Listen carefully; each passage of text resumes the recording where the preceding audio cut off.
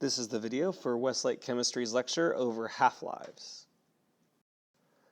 So every isotope that is radioactive, so radioisotope, will eventually decay and break down. We can actually time how long it takes on average for these particles to break down using something called a half-life.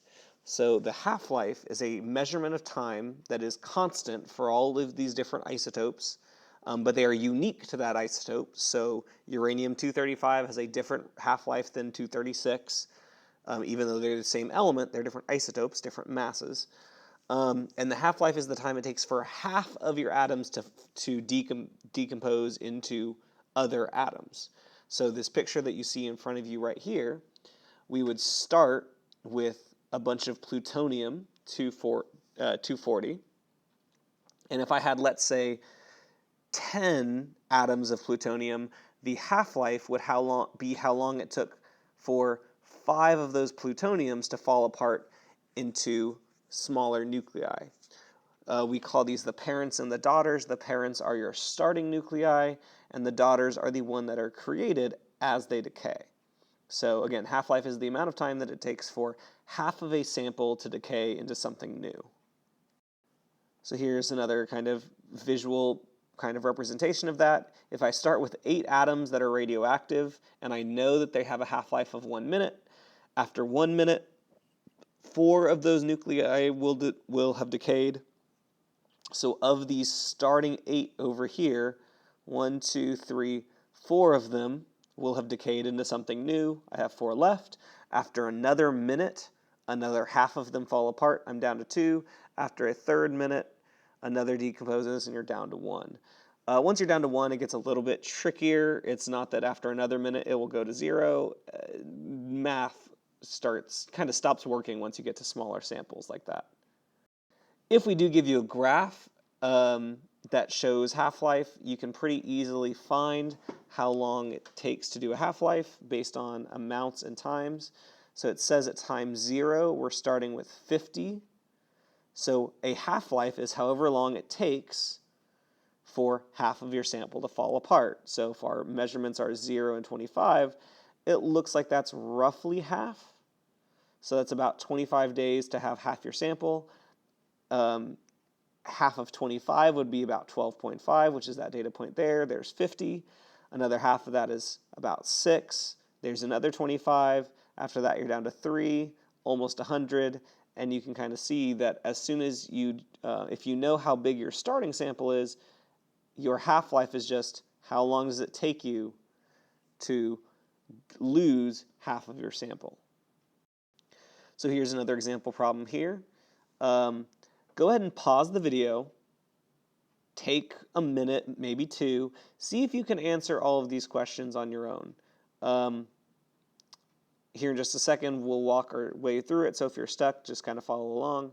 But see if you can try this problem on your own first.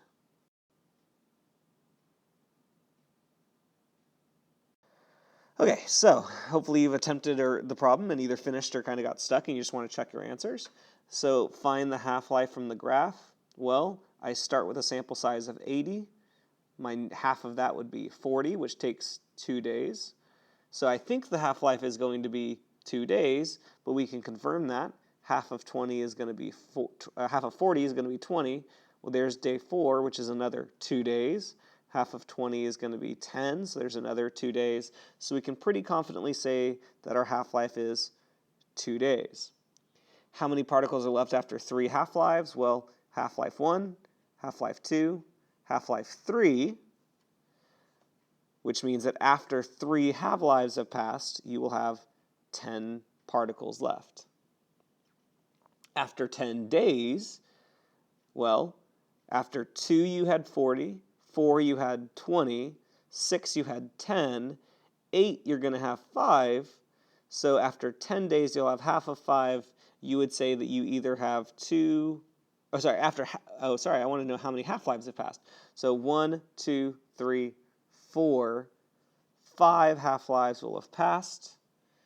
How many half-lives have passed when there's only 20 particles remaining? Well, there's 1 half-life to get me to 40, and a second half-life to get me to 20. So 2 half-lives. have passed. Really, it's just a lot of reading a graph and understanding that every time you lose half of your sample, that is one half-life, but that half-life period is consistent. So for this example, it's always every 2 days. We've talked about this a little bit in the introduction to Unit 18, but the stability of an isotope is indicated by its half-life. So the more stable, the longer its half-life. In other words, the longer it will take for these elements to decompose. Half-lives can go anywhere from fractions of a second. As soon as you make it, it pretty much falls apart, to millions and millions of years. In fact, fairly recently, we have potentially discovered what we think is one of the longest half-lives in the universe, an isotope of xenon. I believe it is xenon 124. Yeah, or 126. I don't know. I don't remember exactly what it was. It was a news article fairly recently that had a half-life in the sextillion of years. So a very, very, very long time. At the same time, we have half-lives that a fraction of a second later, and it's all decomposed. Most of the stuff that we make in labs are very unstable, therefore they have very, very short half-lives. An important nuclide that we use to determine relative age of things is carbon-14. So carbon dating, if you've ever heard of that, is a technique that we use to measure how much radioactive carbon is inside of a organic material. We know carbon-14 has a half-life of 5,730 years, so we can also guess how much carbon should have been in an organic material at one point in time, just based on probabilities and percentages and masses. And we can work backwards to figure out, okay, if we know there's this much carbon-14 in a sample now, and we know how much should have been in there when it was created, we can work backwards to understand how old an object is. Obviously, if your object doesn't have carbon, you can't use this technique, so you have to use a similar dating technique with other radioactive isotopes. I'm not going to get into the carbon-14 radio dating, carbon dating technique now, but if you'd like it to be explained a little bit more fully, remember that you can always come in and ask questions.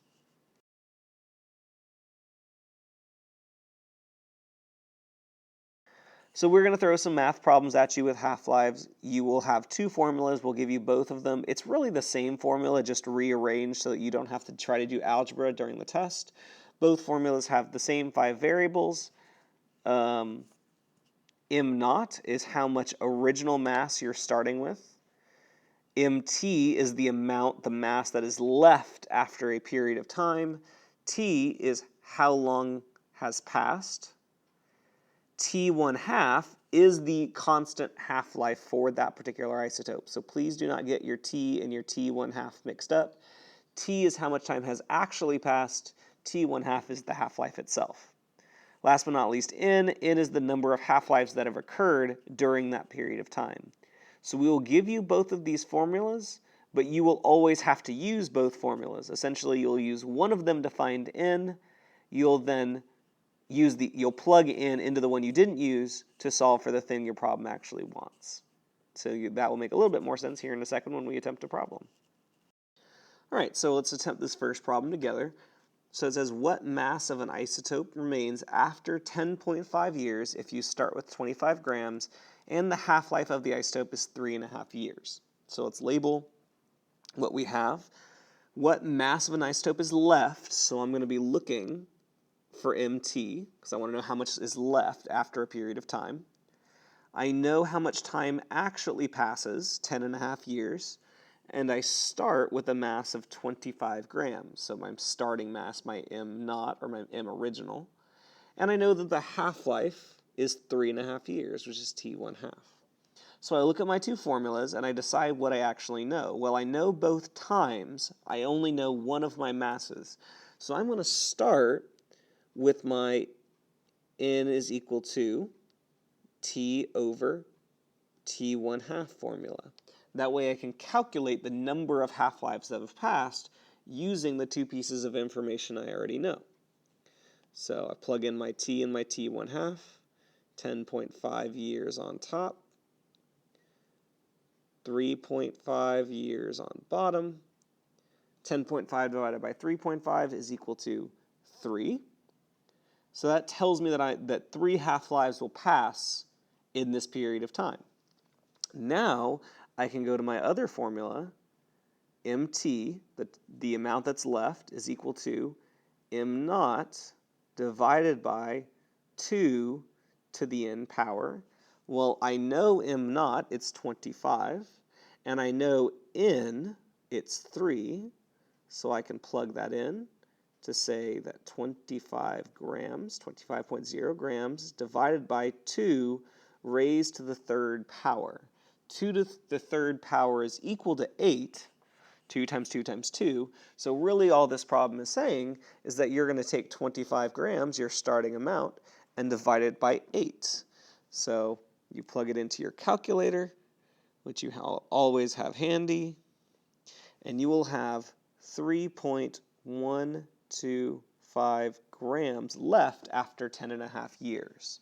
25 divided by 2, divided by 2, and divided by 2 one final time. So you've seen, I promise you will always have to use both formulas. So take a second, see if you can figure out number 3. Try to use your labels. Pause the video here. I'll give it a couple seconds to give you some time to pause it and see if you can work it out. If you get stuck, remember you can always play the video and we'll walk you through it. Okay, so let's work through this problem. We know the half-life is 500 years, so that's going to be our T1 half. I want to know how long it's going to take for a sample to do something, so I'm looking for a time.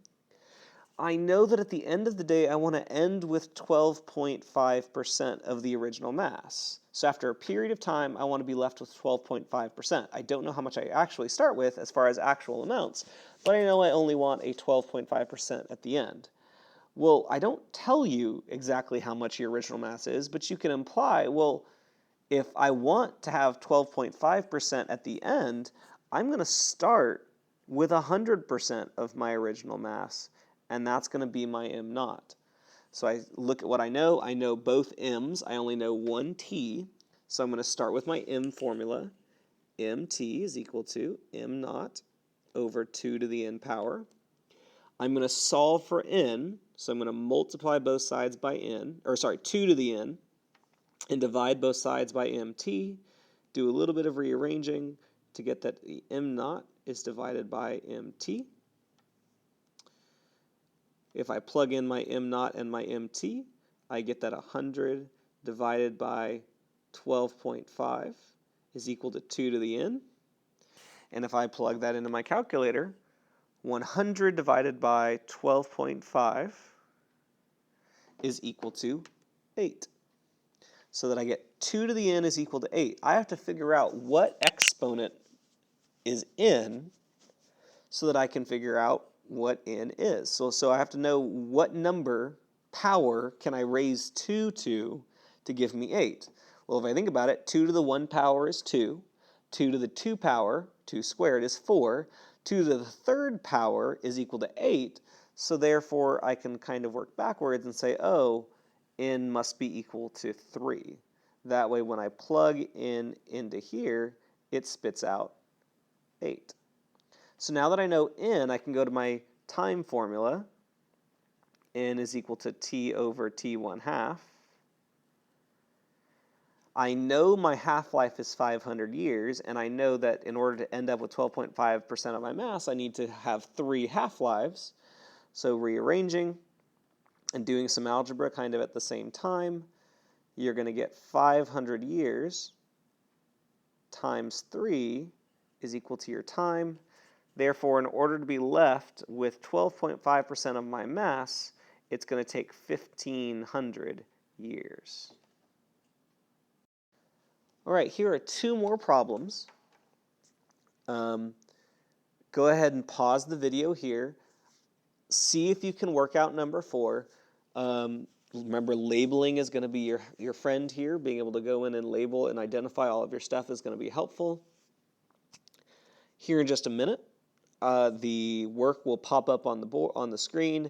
Check your work. Attempt the problem first, and then go to the answer. but we're not going to walk you through this one. The work is just going to all pop up for question number 4. So pause video here and take a second to solve the problem. So if you do your math right and do all your algebra, you should end with that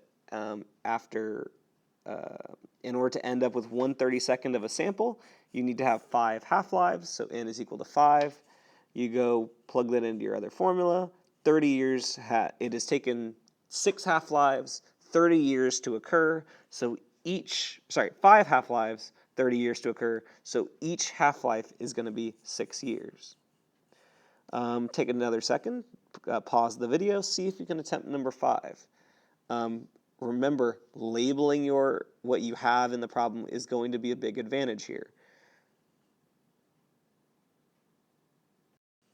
All right, so if you set it all up, that 5th and final problem, you have 4.7 grams at the end. 20 minutes have passed. You know the half-life is 5 minutes each time it happens, and you want to know how much you actually worked backwards to start with. So you know both times, 20 minutes over 5 minutes, t over t 1/2, which gives you an n of 4.